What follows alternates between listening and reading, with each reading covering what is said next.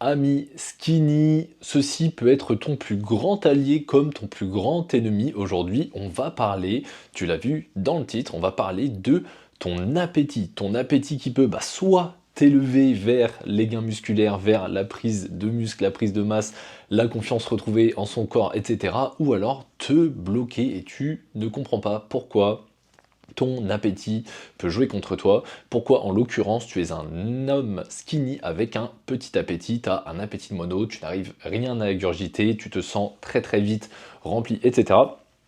Et c'est ce qu'on va voir dans cette vidéo, comment tu peux contrer ça, les erreurs communes que tu fais, et puis surtout le plan d'action à mettre en place qui va te permettre de contrer ce petit appétit, et même tu vas voir de l'améliorer afin de passer de maigre à musclé sans avoir cette barrière en plus qui va pouvoir venir te bloquer donc le problème de ton petit appétit. Tu vas voir qu'aujourd'hui finalement je vais t'expliquer pourquoi est-ce que tu as un petit appétit aujourd'hui, les erreurs classiques qui te bloquent et surtout encore une fois un plan d'action simple pour prendre de la masse musculaire, pour prendre du muscle, pour prendre du poids même si tu n'arrives pas à manger beaucoup. On est parti pour la partie 1, donc les caractéristiques du mec skinny avec un petit appétit.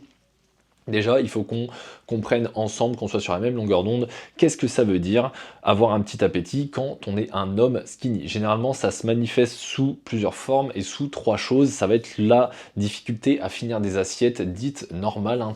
Tu manges un petit peu comme tes pairs autour de toi, comme tes amis, ta famille, peut-être même ta copine, etc. Et tu vois que tu manges assez lentement, tu finis rarement tes assiettes, tu te sens très très vite rempli, tu as vite cette sensation un petit peu d'avoir les dents du fond qui baignent. Et en fait, tu vois que ton ventre, il est déjà rapidement plein et tu te sens vraiment rempli jusqu'en haut. Tu as aussi cette sensation un petit peu d'écœurement, en fait, finalement. Et quand on te dit ou quand on te propose est-ce que tu vas reprendre de ci, est-ce que tu veux un peu de rab, etc. Rien que d'y penser, en fait ça te dégoûte quoi, limite ça te fait un haut le cœur, enfin tu te sens pas bien à l'idée de vouloir remanger quelque chose alors que t'as pas forcément déjà de base mangé beaucoup. Et un des troisième points aussi, ça peut être le côté ballonnement en fait, tu forces un petit peu avec des pâtes, avec du riz, des repas un petit peu lourd et en fait tu te retrouves rapidement plié en deux, mal au ventre, tu sens que il y a quelque chose qui va pas là-dedans, que tu peux avoir des ballonnements, tu peux avoir des gaz, tu peux avoir des crampes d'estomac. T'as peut-être même après des repas un petit peu comme ça, pas envie de bouger, t'as envie de rester alité, etc. Et puis forcément tu finis par abandonner, à finir par croire que c'est pas fait pour toi, le fait de prendre de la masse musculaire et d'enfin pouvoir construire un corps dans lequel tu te sens 100% confiant, aligné, etc. Donc si tu te reconnais dans ce que je viens de te décrire sur ce type de profil-là, sache que tu n'es pas cassé, tu n'es pas foutu, en fait finalement tu es juste un profil skinny avec un petit appétit, j'ai l'habitude, je vois ça tous les jours autour de moi, j'étais évidemment aussi dans le même cas, hein, quand je faisais 55 kg pour 1m80 à 22 ans quand j'ai commencé ma transformation, j'avais l'impression de manger beaucoup, de me gaver tout le temps, etc.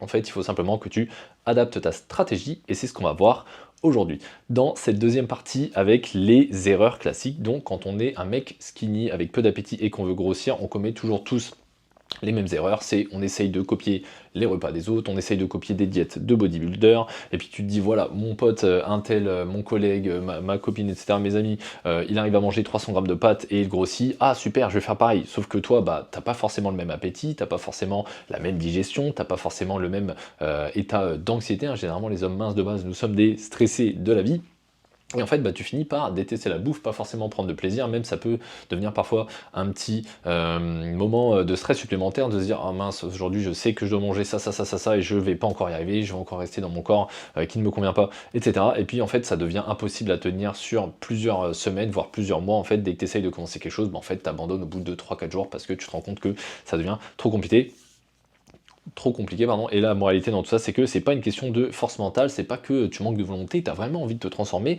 mais tu te sens vraiment bloqué par ce facteur limitant qui est ton appétit, ton estomac, et donc ça fait partie des erreurs classiques de vouloir manger un petit peu comme tout le monde, se diriger vers les aliments de base, là notamment que je viens de te citer, donc le riz, les pâtes, ce genre de choses, et de se dire que c'est foutu pour toi et que tu as tout tenté, alors que, rassure-toi, tu n'as pas du tout tenté.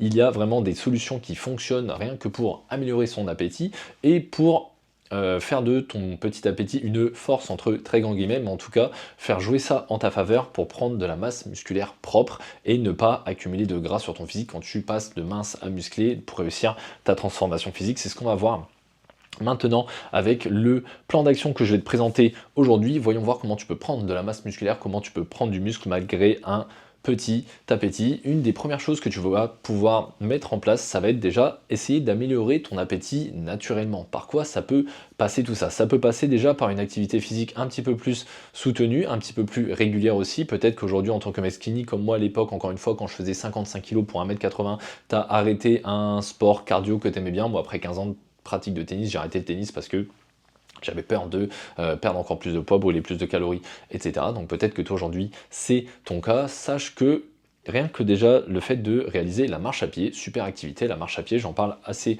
régulièrement dans mes contenus, que ce soit sur Instagram, etc. Il faut savoir que il ne faut pas que tu aies peur de cette dépense supplémentaire, que tu aies peur de marcher, te dépenser, etc. La marche à pied, c'est un formidable allié à plusieurs moments de ta journée, à des moments un petit peu stratégiques, tu vas le voir, parce qu'en fait déjà, ça peut te stimuler ton appétit. C'est-à-dire que si tu as le temps et si tu as la possibilité de te faire une petite marche de 5-10 minutes avant des heures, on va dire, les heures où tu vas commencer à pouvoir manger, donc typiquement les heures du matin, du déjeuner, du goûter, du dîner, etc. Ça peut venir stimuler ton appétit, t'ouvrir l'appétit. Donc ça, une petite activité comme ça, légère, modérée, ça peut être sympathique pour créer cette sensation de faim.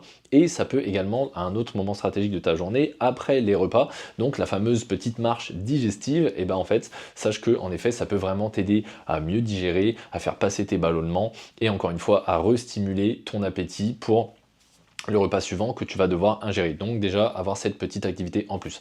Au niveau des stimulateurs d'appétit, il faut savoir qu'il y a plusieurs astuces, plusieurs méthodes là-dessus. Tu peux par exemple te diriger vers du fenugrec, donc que ce soit en complémentation alimentaire ou même des graines de fenugrec que tu peux venir saupoudrer comme ça dans tes plats en guise d'épices. Il faut savoir que le fenugrec, ça permet de stimuler l'appétit. Il y a d'autres épices comme ça, il y a par exemple le poivre noir, etc. Et le fait de mettre des épices notamment, donc déjà qui ont des vertus qui vont t'aider à améliorer ton appétit.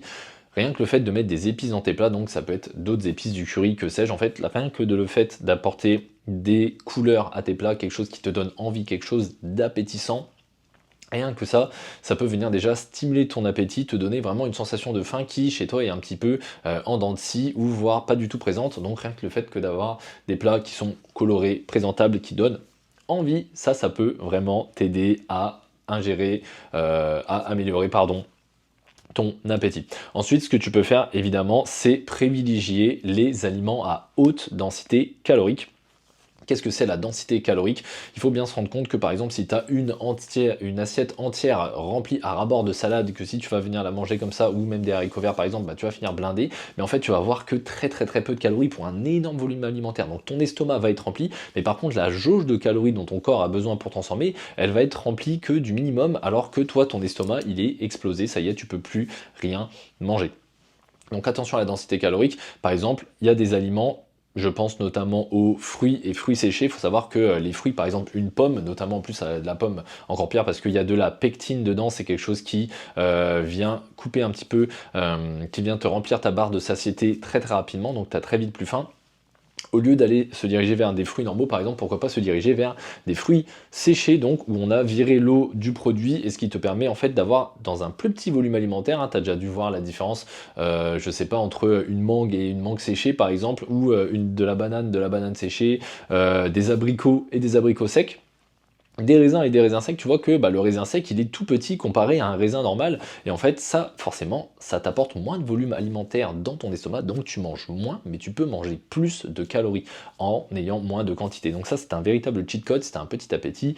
Fonce sur les aliments à haute densité calorique.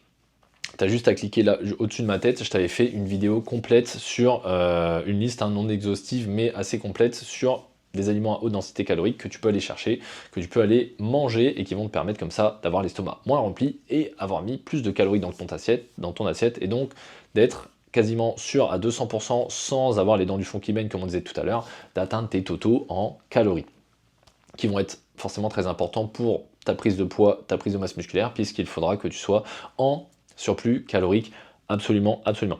Donc ça peut être, comme je te disais, des fruits séchés, ça peut être les oléagineux, donc je pense aux noix, aux noisettes, etc. Ça peut être aussi l'huile d'olive, ça en plus c'est super, il y a plein de polyphénols, plein de bonnes choses sur la santé. Tu te mets 1 à 2 cuillères d'huile d'olive sur tes plats, ça passe tout seul, ça te remplit pas plus l'estomac, et pourtant hop, tu viens de te faire un petit shot de 200-300 calories sans avoir rien ajouté à ton estomac, et même ça peut encore mieux glisser.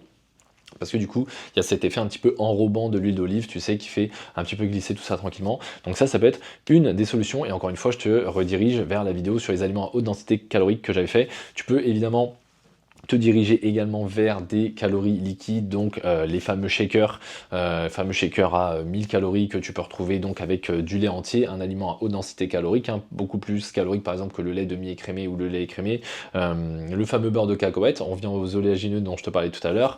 Ça peut être avec ça peut être avec de la protéine en poudre. Si tu n'en as pas, eh bien tu peux te diriger vers du fromage blanc 20%, là encore haute densité calorique parce qu'on a pas mal de matière grasse à l'intérieur.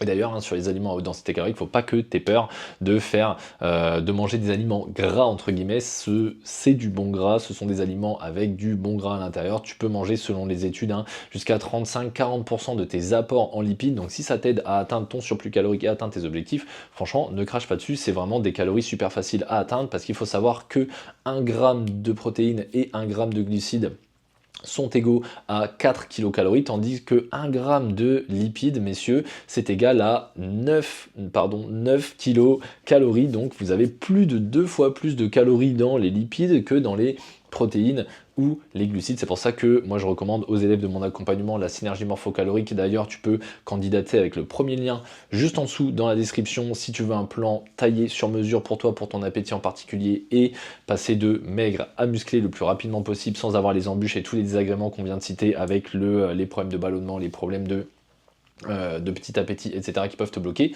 Il faut savoir que du coup, ces aliments à haute densité calorique là, ils vont vraiment t'aider à atteindre tes objectifs, que ce soit du coup en atteinte de surplus calorique facilement, sans avoir à te blinder, et tu vas pouvoir comme ça ne plus avoir peur de manger et tu vas pouvoir progresser sans avoir ces sensations désagréables, etc. Donc j'en parlais du coup avec les calories liquides, hein, d'ailleurs, l'huile d'olive ça peut être aussi considéré comme des calories liquides. Je pense aussi à plusieurs jus. Je t'avais fait une vidéo ici sur 5 boissons top à privilégier pour les mecs maigres, les hommes skinny. Donc tu peux te diriger vers ça aussi. Donc je pense à des jus très caloriques et bons pour la santé, plein d'antioxydants comme le jus de raisin, le jus de grenade. Ça te fait des calories que tu peux rajouter facilement, hein. Tu bois ça durant ton repas, etc. Donc ça peut aussi carrément t'aider là-dessus. Donc les calories liquides et les aliments à haute densité calorique. Également, ce qui va pouvoir t'aider, c'est le cadre de tes repas. Donc, tu as souvent déjà dû entendre que si tu veux prendre la masse musculaire, il faut que dès le réveil, il faut que tu ailles manger, peut-être même avant de coucher, il faut que tu ailles manger, etc. Manger. Il faut savoir que si toi, le matin, tu es archi ballonné, il n'y a rien qui passe, tu peux rien manger, etc. Si tu prends un petit déjeuner au réveil alors que tu n'as pas du tout faim, la seule chose qui risque de t'arriver, c'est en fait que tu sois dégoûté pour quasi toute la journée et qu'en fait après tu puisses plus ingérer. Donc il faut un petit peu quand même écouter son corps entre grands guillemets de ce côté-là. Si tu sens que tu as besoin de décaler ton premier repas et que ce soit par exemple, il soit à 10 heures sous forme de collation très calorique. Donc je pense par exemple à, il y a une collation que je conseille aux élèves de la synergie morphocalorique. Ça va être par exemple d'utiliser des oléagineux avec des fruits séchés comme je te disais. Donc oléagineux c'est tout ce qui va être noix, amandes, noisettes, etc. 100 g de ça, 100 g de fruits séchés. Donc comme on le disait, raisins secs, abricots secs, dattes. Par exemple, du fromage, donc ça c'est une source de protéines grasses, donc avec des bons lipides, etc. issus des produits laitiers, donc ça le fromage c'est vraiment super. Avec deux aussi, par exemple, carré de chocolat noir pour finir, ça te fait entre 800 et 1000 calories facilement. Tu peux t'emporter ça partout, hein, du fromage à pâte pressée dur, je pense à vos comtés, à du parmesan, à des mentales ou quoi. Ça, tu t'emportes ça coule nulle part, tu peux t'emporter ça facilement, c'est des petits sachets, t'as rien besoin de cuisiner, tu t'envoies 800, 1000 calories comme ça, facilement, des bonnes protéines. Chocolat noir aussi, ça pareil, le cacao, tu peux y aller au moins 70%, donc là pareil, t'as du magnésium, t'as plein de choses comme ça, c'est bon pour le moral et tout. Donc ça peut être une solution. Donc si toi tu as besoin que ton premier repas il ressemble à ça, et ben vas-y fonce, tu vois. Après par exemple, il faut également que tu te concentres sur un bon cadre de repas, donc que tu aies un apport aussi régulier, c'est-à-dire que ok, si tu t'étais fixé par exemple que tu voulais pas prendre de petit déjeuner, tu voulais commencer ton premier repas de la journée à 10 heures sous forme de collation, et par contre il va falloir faire ça tous les jours de manière régulière. Donc tu sais que tu fais ta collation, je sais pas, ton déjeuner, un goûter, un dîner, tu as 4 repas, donc tu fais 2 collations, 2 repas.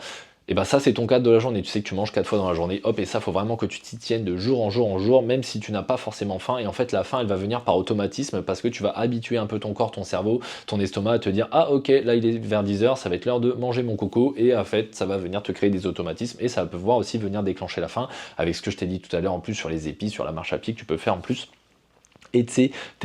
Donc ça, pour le cadre des repas, donc garder ce cadre de repas tous les jours, ne pas digresser cette règle, vraiment suivre ton plan alimentaire là-dessus, que ce soit 3 repas, une collation, 2 repas, 2 collations, seulement 2 repas, tu te débrouilles comme tu veux, tant que tu arrives à tenir ça. D'ailleurs, en parlant des repas, le mieux dans ce cas-là, là, je viens de te citer l'exemple de 2 repas, ça peut être compliqué d'ingérer toutes tes calories quotidiennes en seulement 2 repas, ce que je te conseille, c'est de fractionner tes repas, donc par exemple que ce soit en 5 petites prises, même si tu prends pas forcément le petit déjeuner comme on l'a vu tout à l'heure, donc 5 plus petits repas qui vont pas te ballonner, qui vont pas te dégoûter de la bouffe et qui vont te permettre de garder de la place pour le repas suivant. Donc ça peut permettre à ton estomac justement de ne pas subir de gros chocs, mais sur la journée, tu finis avec ton surplus calorique sans avoir eu forcément à te forcer. Ce que tu peux faire aussi, même au démarrage, donc même si tu prends des calories liquides, même si tu même si tu utilises des aliments à haute densité calorique, ça, j'ai rarement vu le cas, mais ça peut arriver que tu n'atteins pas ton total calorique pour être en